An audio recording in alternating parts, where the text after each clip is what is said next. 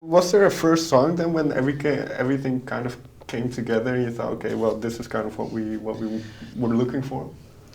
I mean, for me, there was a realization that we had something that was really, really exciting when we wrote Weapon, which is a song that we tried so many different things with. It was a process of experimentation where we really nailed down the things that we loved and just threw them all into a song together, but then like picked it apart and we had different versions and everything. So, but once we got that, all other things fell into place, like imagery. We kind of thought like, well, this reminds me of this, and then when you have visual pictures in your head as well, then I think the other things that we started writing after that were written in that context, or like to cater for that context, and then all of a sudden things started really sounding cohesive, and we thought the Weapon's kind of out there in terms of the style a little bit more, sounds that we hadn't done as a band like in this run, or the guys hadn't previously.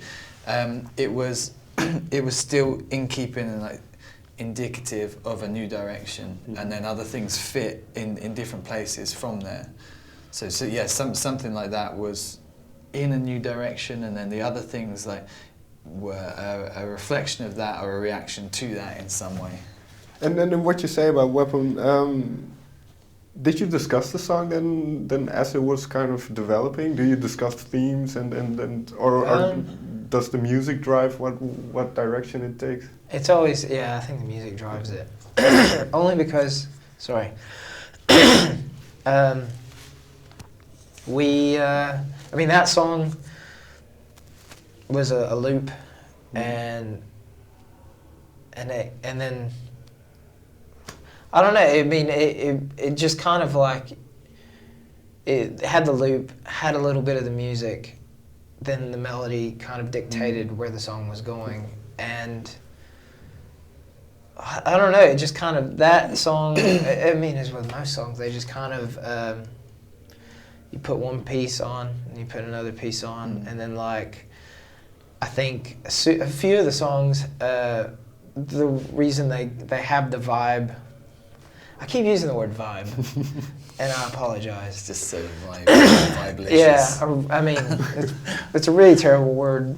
I don't know if there's another word for vibe, but feeling? Atmosphere. Atmosphere, yeah, that one's better. I think the atmosphere changed a lot with things like Adam's bass lines. He really, I don't know, made a lot of the songs his own, much more than some of the previous albums. I think that he started on where he always had really great bass lines, but with almost like they were a feature with songs like Diamonds and stuff. So on this album, especially, like it would be the nuts and bolts would be there, and then say if he put on a bass line, then that would kind of almost give it like an 80s vibe, and then the bouncing off that would maybe be Andy's guitars, and then bouncing off that would be Pierre's, or it'd be a different order of that per song. It doesn't matter, but I remember on especially Weapon, it was when the bass line came in, because I think that some of the music and the melody was there, but it wasn't until that happened. It was like, oh, that sounds like it could have been written in 1985. Was this a conscious effort by Adam to have his bass? No, I think he has much more of a. He probably listens to a lot more current music than I do. I don't. When we're writing, I don't listen to a lot of music just because I kind of I'd get burnout. Listen to a lot of like podcasts and things and stuff because for inspiration. Just to kind of not inspiration, just to kind of get my headspace away from music, because I record all the demos and I write a lot of the chord structures and I write the melodies and lyrics. So if I'm by the end of the day in the studio, I'm kind of tired of listening. So don't want to listen to other stuff. And also, if I hear something and I think that's really fucking good, I'll think, oh, is ours that good? Is our you know, it's being the warrior, being the, you know, warrior musician part of me kind of really comes out. So I'd kind of used the last few albums. I don't listen to a lot of music.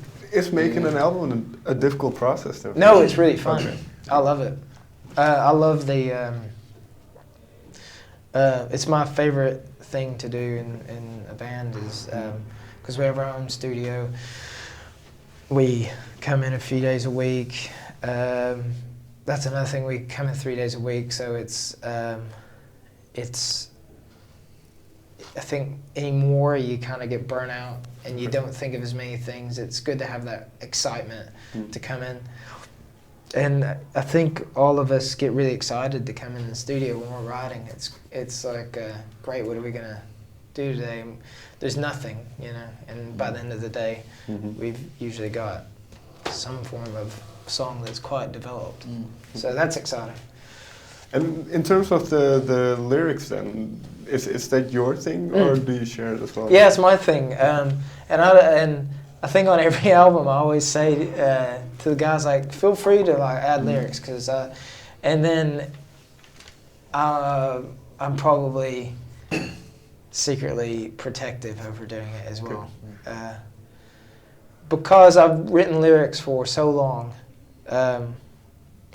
I know what I like and what I don't like, and how I'll sing it. It's not necessarily a case of like I would have to put myself in those shoes and try and do it justice on like an emotional level. It's more of the way I would like to sing something. Sure.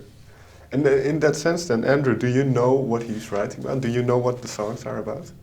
I think I formed my own picture of it. Just like some of my favourite songs, like especially if you hear a song for the first time, there are so many elements that you're absorbing that you can't take it all in. And sometimes if you go back and look up the lyrics to a song and you find out, oh, they don't really match the idea that I had in my head, then it can be a bit disappointing, or it can open another door to the song. You see it from a different angle. But with Nate, I think sometimes you just don't catch the lyrics because I'm thinking about what I'm doing, and so I have a general impression of it. When I'm learning the words so I can do backing vocals, then I think about it a little bit more.